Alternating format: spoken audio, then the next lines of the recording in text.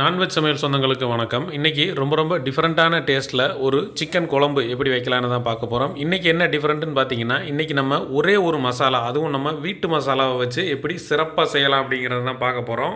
நம்ம வீடுகளில் எப்பவும் இருக்கிற குழம்பு மசாலாவை வச்சு தான் இன்றைக்கி நம்ம இந்த சிக்கன் குழம்பை எப்படி செய்யலான்னு வாங்க பார்க்கலாம். வணக்கம். இன்றைக்கி நான்வெஜ் சமையல் என்ன பார்க்க போகிறோம்னா, சிக்கனமான சிக்கன் குழம்பு வைக்க போகிறோம்.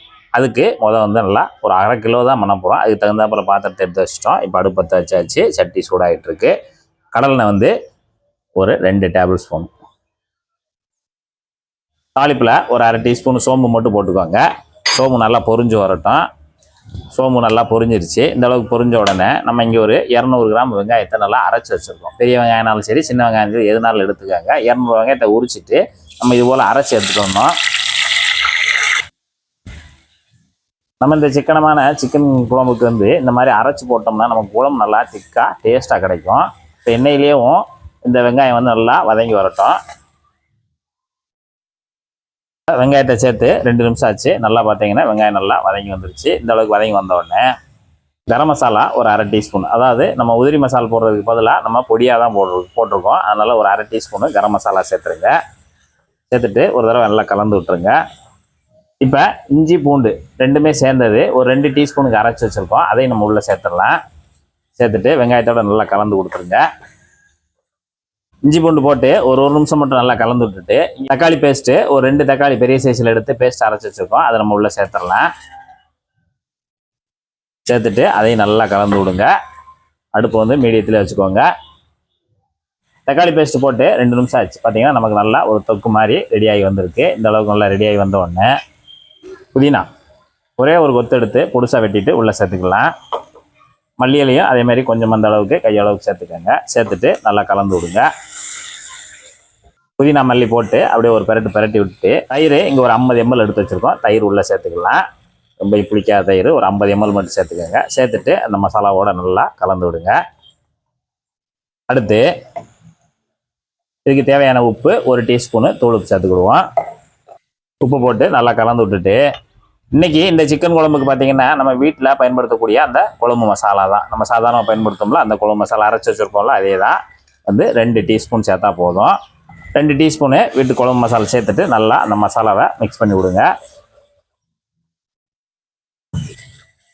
இப்போ மசாலா பொடி போட்டு ஒரு நிமிஷம் மட்டும் நல்லா கலந்து விடுங்க.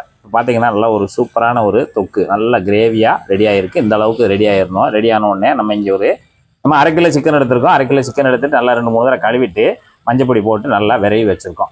இப்போ இது மஞ்சள் பொடி போட்டு ஒரு 1/4 மணி நேரம் ஆச்சு. நல்லா விரவி வச்சுருக்கோம்.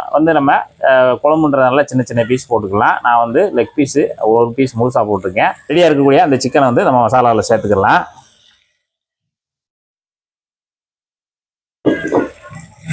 சேர்த்துட்டு அப்படி மசாலாவோட விரவி விடுங்க. இப்போ நம்ம மசாலாவோட நல்லா இந்த மாதிரி பிரட்டி விட்டுருங்க. இப்போ நம்ம சிக்கனை போட்டு நல்லா அந்த மசாலாவில் ஒரு பிரட்டிட்டு இப்போ இதுக்கு தேவையான தண்ணி பார்த்தீங்கன்னா ஒரு 400 ml சேர்க்குறேன். 400 ml தண்ணி சேர்த்துட்டு இப்போ நல்லா கலந்து விடுங்க. இப்போ நம்ம ஒரு மூடி போட்டு ஒரு 1/4 மணி நேரம் நல்லா வேக வச்சுக்கலாம். மீடியமான ஹீட்டில் வச்சு அப்பப்போ திறந்து கலந்து விட்டுக்கோங்க. இப்போ நம்ம சிக்கனை மூடி வச்சு நல்லா கலந்து விட்டு 15 நிமிஷம் ஆச்சு. 15 நிமிஷத்துக்கு நமக்கு நல்லா சிக்கன் பார்த்தீங்கன்னா நல்லா சூப்பராக வெந்து வந்திருக்கு. நல்லா இந்த மாதிரி நல்லா அருமையாக வெந்து வந்திருக்கு. அந்த குழம்பு பார்த்தீங்கன்னா இந்த மாதிரி நல்லா திக்கான குழம்பாக இருக்கணும். ரொம்பையும் சலசலன்னு இருந்தால் நல்லா இருக்காது நம்மளோட இந்த சிக்கன் குழம்பு. இந்த சிக்கன் குழம்பு பொறுத்த அளவில் இந்த மாதிரி இருக்கணும். இந்த மாதிரி ஒரு டெக்ஷனில் இருந்தால் தான் நமக்கு அப்படியே ரைஸோட கொஞ்சம் குழம்பும் அப்படியே பீஸ் எடுத்து சாப்பிடும்போது செம்மையாக இருக்கும். சூப்பரான ஒரு டேஸ்ட்டில் இருக்கும். ரொம்ப நம்ம ஸ்டவ் ஆஃப் பண்ணிடலாம். கடைசியாக கொஞ்சமாக மல்லித்தலை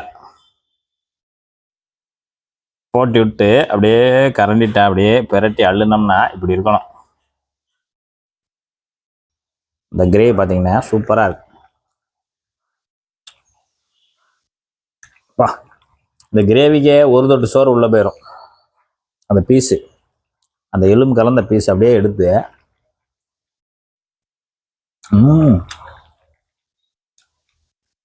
அந்த சிக்கன்லாம் நல்லா சூப்பராக மசாலா சேர்ந்து நல்லா பூ போல் அருமையாக இருக்குது. இதே மெத்தடில் இதே போல் நீங்களும் ஒரு சிக்கனமான சிக்கன் குழம்பு செய்து சாப்பிட்டு பார்த்துட்டு எப்படி வந்துன்றதை கமெண்ட்டில் சொல்லுங்கள். நன்றி, வணக்கம்.